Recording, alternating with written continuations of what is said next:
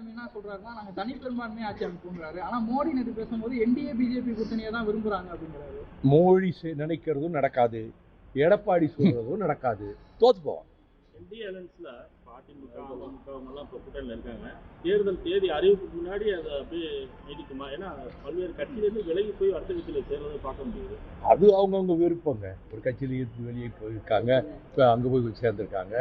அவரோட இருந்தவங்க, டிடிவியோட இருந்தவங்க டிஎம்கேல சேர்ந்துருக்காங்க. அதனால் அவங்கவுங்க விருப்பம். தமிழ்நாடு முதல்வர் வந்து இன்னைக்கு சட்டசபையில் அதிகமான திட்டங்கள்லாம் அறிவிச்சிருக்காங்க.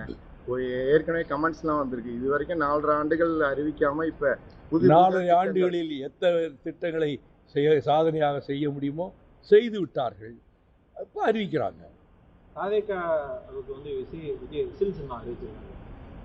அறிவிச்சிருக்காங்க. நானும் பேப்பரில் பார்த்தேன். டிடிவி தினகரன் வந்து எடப்பாடியை பேசாத பேச்சுக்கள் கிடையாது. அவங்க 2 பேரும் ஒன்றாயிட்டாங்க. அதுக்கு எடப்பாடி வந்து உங்களை முன்னுதாரணம் காட்டி பேசியிருக்காரு. என்ன நினைக்கிறீங்க? இதை பாருங்க, ஒவ்வொரு கட்சியும் ஒரு கட்டத்தில் ஒரு கட்சி எதிர்த்துருக்கு, பிறகு கூட்டு வச்சிருக்கு. இந்தியா பூரா நடந்திருக்கு, தமிழ்நாட்டிலையும் நடந்திருக்கு. எடப்பாடிக்கு ஏதாவது பேசணும்னு தோணுது, அவர் பேசுகிறாரு. எடப்பாடிக்கு நான் அதிகமாக பதில் சொல்கிறது இல்லை. மது ஒழிப்பு எந்த அளவுக்கு வந்து மீண்டும் வலியுறுத்த நாங்கள் அந்த கொள்கையில் உறுதியாக இருக்கிறோம், அவ்வளோதான். அந்த கொள்கையை இப்போ நான் வந்து பிக்கஸ்ட் மெனேஜ் டு தமிழ்நாடு, பெரிய பேராபத்து இந்த போதைப் பொருட்கள் வடிவத்தில் வருதுன்னு சொல்லி அதைத்தான் நான் பிரதானமாக என்னுடைய நடைபயணத்தில் அதை பிரதானமாக சொல்லிட்டு வந்துட்டு, ஜாதி மோதலும் மத மோதலும் இல்லாத, பூசல் இல்லாத ஒரு நல்லிணக்கத்தோடு எல்லாரும் வாழணுங்கிறத வலியுறுத்தி சொல்லிட்டு வந்தேன். 2 மடங்கு அதிகப்படியான பிரைவேட் கார் உருவாயிருக்குன்னு அண்ணாமலை சொல்லியிருக்காரு தமிழகத்தில். அதுக்கெல்லாம் நான் பதில் சொல்ல முடியாது. அண்ணாமலைக்கெல்லாம் நான் பதில் சொல்ல முடியாதுங்க. அவர் ஒரு போலீஸ் எஸ்பியாக இருந்தவர். அவரை பற்றி நான் இந்த கமெண்ட் அடிக்க. மோடி வந்து சனாதனத்தை கையில் எடுத்திருக்காரு. திருப்பி நேற்றுல சனாதனம் வந்து தமிழ்நாட்டுக்குள் கால் எடுத்து வைக்க முடியாது, ஆட்டம் போட முடியாது. நேற்று பிரதமர் பேச்சில் கூட வந்து தமிழ்நாட்டில் அதிகமாக போதைப் பொருள் வசதிகள்லாம் இருக்கு அப்படின்னு அவர் பல ஸ்டேட்ல இருக்கு. பஞ்சாப்ல ரொம்ப அதிகமாக இருக்கு, இந்தியாவில் எல்லா ஸ்டேட்லையும் இருக்கு.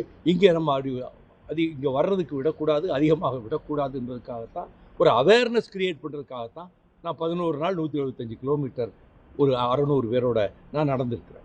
சிஎம்சி கவர்மெண்ட் சொல்லியிருக்காரு சார். கவர்மெண்ட் வந்து CMC government, crime corruption and மாஃபியான்னு சொல்லியிருக்காரு மோடி.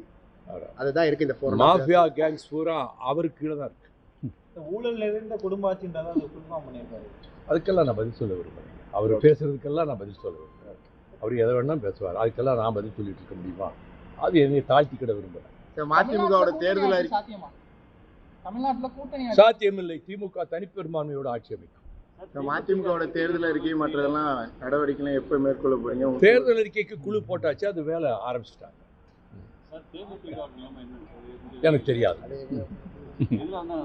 எனக்கு தெரியாது, திருச்சியில மதிமுக போட்டியிட எனக்கு தெரியாதுங்க. அதை பத்தி இதெல்லாம் போட்டு என்கிட்ட வாங்க முடியாது. நான் எவ்வளவு எத்தனை வருஷமா நான் பொது வாழ்க்கையில் இருக்கிறேன். அவ்வளவு எளிதா என்கிட்ட கூட்டணி வந்து வலுவா இருக்குன்னா இன்னும் கூடுதலான கட்சிகள் வருமா? இல்ல அவங்க வந்தா இப்ப இருக்கிறதே வலுவான கூட்டணி தான். யாரும் வர வேணான்றீங்க? அப்படி நான் ஒண்ணு சொல்லலையே. நீங்களா ஒரு வார்த்தையை யோட்டி என்கிட்ட போட்டு வாங்கலாம்னு நினைக்கிறீங்களா? அது நீங்க சொல்றது, நான் சொல்லல. செய்திகளை உடனுக்குடன் தெரிந்து கொள்ள கீழ்கண்ட கேபிள் மற்றும் டிடிஹெச் நெட்வொர்க்குகளில் எம்நாடு செய்தி தொலைக்காட்சியை காணுங்கள். பாதகம் செய்பவரை கண்டால் நாம் பயம் கொள்ளலாகாது பாப்பா. மோதி மிதித்து விடு பாப்பா, அவர் முகத்தில் உமிழ்ந்து விடு பாப்பா. அண்மை செய்திகளை உடனுக்குடன் தெரிந்து கொள்ள இணைந்திருங்கள் எம்நாடு தொலைக்காட்சியுடன்.